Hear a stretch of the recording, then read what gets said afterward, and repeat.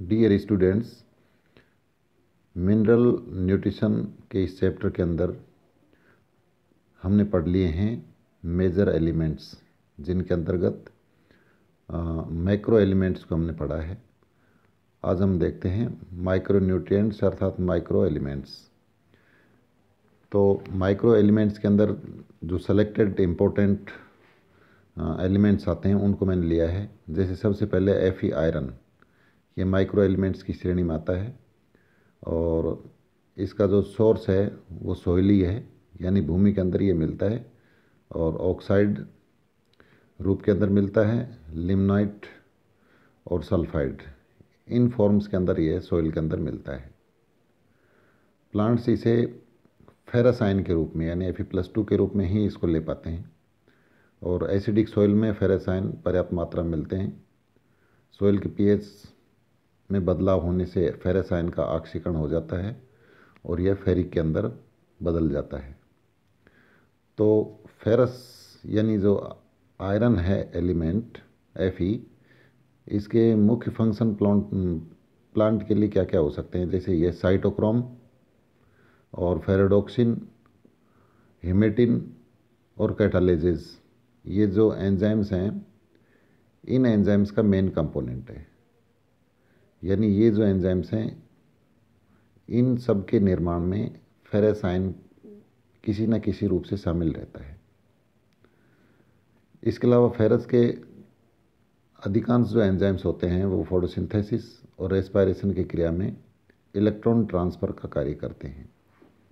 यानी प्लांट्स के लिए जो इम्पोर्टेंट गतिविधियां जैसे फोटोसिंथेसिस की प्रक्रिया है, श्वसन की प्रक्रिया है, और इस प्रक्रिया के अंदर हम पढ़ेंगे आगे चल करके कि इलेक्ट्रॉन ट्रांसफ़र का कार्य होता है। तो इलेक्ट्रॉन ट्रांसफ़र के कार्य के अंदर Fe आयन की काफ़ी इम्पोर्टेंस है।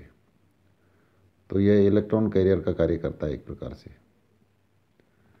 और ये प्रोटीन और डीएनए के सिंथेसिस में भी इम्पोर्टेंट रोल प्ले करता है। तो प्रोटीन का निर्माण और डीएनए का निर्माण भी आयरन की उपलब्धता होने पर हो पाता है। जिन प्लांट्स के अंदर आयरन नहीं मिलता है उन पौधों के अंदर क्या क्या लक्षण आते हैं।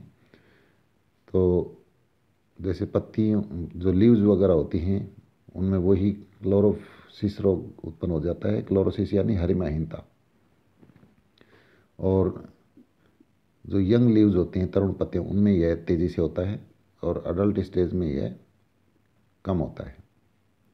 और Fe की कमी से प्रकाश संश्लेषण यानी फोटोसिंथेसिस, श्वसन, रेस्पिरेशन और प्रोटीसिंथेसिस की जो प्रक्रियाएं हैं वो सब प्रभावित होती हैं।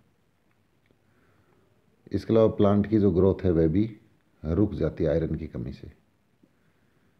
तो ये मैंने शॉर्ट में लिखा है आयरन के बारे में। इसके बाद हम देखते हैं मैंगनीज के बारे में, Mn।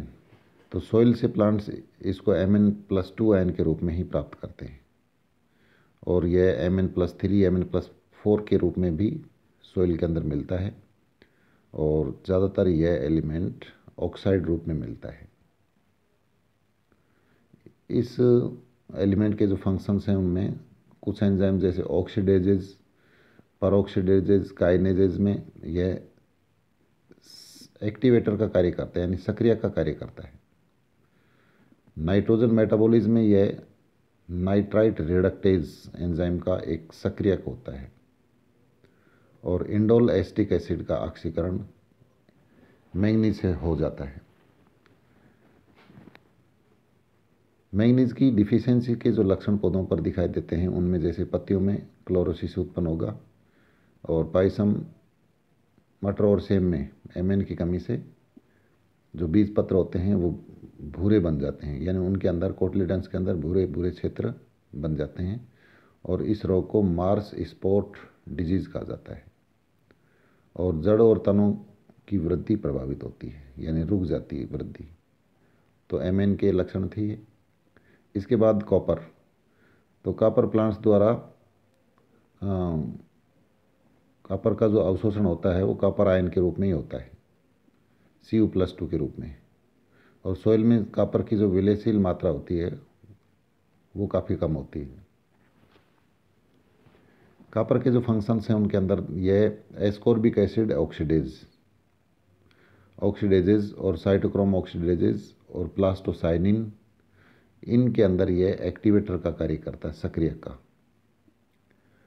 इसके अलावा प्लास्टोसाइनिन के रूप में यह फोटोसिस्टम फर्स्ट और फोटोसिस्टम सेकंड के बीच एक कनेक्टिंग लिंक का कार्य करता है। तो कॉपर इम्पोर्टेंट एलिमेंट है इस प्रक्रिया के लिए। और प्रकाश संश्लेषण के लिए CO2 अवशोषण में भी कॉपर की उपस्थिति आवश्यक होती है। जिन प्लांट्स के अंदर कॉपर नहीं मिलता है तो कमी के लक्षण जो हैं, कॉपर की कमी से फल वाले जो प्लांट्स हैं उनमें एक्जेंथीमा रोग उत्पन्न हो जाता है। और इस रोग में प्लांट्स के तनों में स्लिट्स यानी दरारें पड़ जाती हैं, जिनसे गोंद जैसा तरल पदार्थ निकलने लगता है। कॉपर की कमी से फ्रूटिंग प्लांट्स में भी रिक्लेमेशन डिजीज़ उत्पन्न हो जाती है और इस रोग में पत्तियों के शीर्ष पीले पड़ जाते हैं। नींबू के अंदर कॉपर की कमी से विचेज ब्रूम नाम का रोग उत्पन्न हो जाता है। इसके बाद एक जो इम्पोर्टेंट एलिमेंट मैंने लिया है माइक्रो एलिमेंट, उसमें जिंक को शामिल किया है। तो जिंक सॉइल में फेरो मैग्नीशियम, मैग्नीटोड व बायोटाइट के रूप में पाया जाता है। प्लांट इसे Zn+2 आयन के रूप में अवशोषित करते हैं और हाई pH वाली सॉइल अर्थात जो बेसिक सॉइल होती है उसमें जिंक की मात्रा कम मिलती है। जिंक के जो फंक्शंस हैं उनके अंदर जैसे zinc carbonic anhydrases, alcoholic dehydrogenase, lactic dehydrogenase, ये जो एंजाइम्स हैं इनका मेन कंपोनेंट होता है। इसके अलावा कार्बोहाइड्रेट मेटाबॉलिज्म, RNA संश्लेषण और प्रोटीन संश्लेषण में भी जिंक का इम्पोर्टेंट रोल होता है। जिंक फॉस्फेट ग्रुप का ट्रांसफ़र करने वाले एंजाइम्स जैसे हेक्सोज काइनेज का सक्रियक होता है। तो फॉस्फेट ग्रुप जैसे ATP से ADP बनती है, तो फॉस्फेट ग्रुप का ट्रांसफ़र भी जिंक आयन की उपस्थिति में होता है, क्योंकि हेक्सोज काइनेज जो एंजाइम है उसमें एक्टिवेटर के रूप में जिंक आयन काम में आता है। प्लांट्स के अंदर डिफिशियंसी यानी कमी के जो लक्षण हैं उनके अंदर पुरानी पत्तियों में हरिमाहीनता उत्पन्न हो जाती है और लीव्स डिस्टॉर्टेड हो जाती हैं, यानी समान आकार की ना होकर के विकृत हो जाती, विरूपित हो जाती। और शीर्षस्थ जो कलिका है एपिकल बड पौधों की, वह नष्ट हो जाती है और पत्तियों के गुच्छे बन जाते हैं, क्लस्टर्स। और जिंक की कमी से फल, बीज और क्लोरोफिल्स के निर्माण पर भी विपरीत प्रभाव पड़ता है। तो ये जिंक की कमी के लक्षण थे। इसके बाद प्लांट किस प्रकार से आयनों को अवशोषित करते हैं वह एक सेपरेट क्वेश्चन है, उसको मैं अलग वीडियो लेक्चर के अंदर आपको डिस्कस करूँगा। Thank you.